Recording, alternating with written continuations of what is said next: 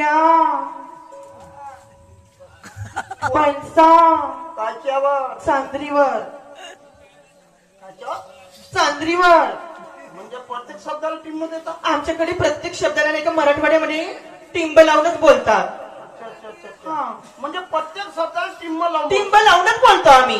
बरं एखाद्या गादीला टिंब लावल्या तर म्हणजे कसा म्हणायचा जशी चांदरी म्हणल्या हा गादी म्हणल्याला हो. तर त्या गादीला थोडं टिंब द्या आणि ते म्हणून दाखव. गादीवर टिंब द्यायचं. आहो पाहुणा या बनसा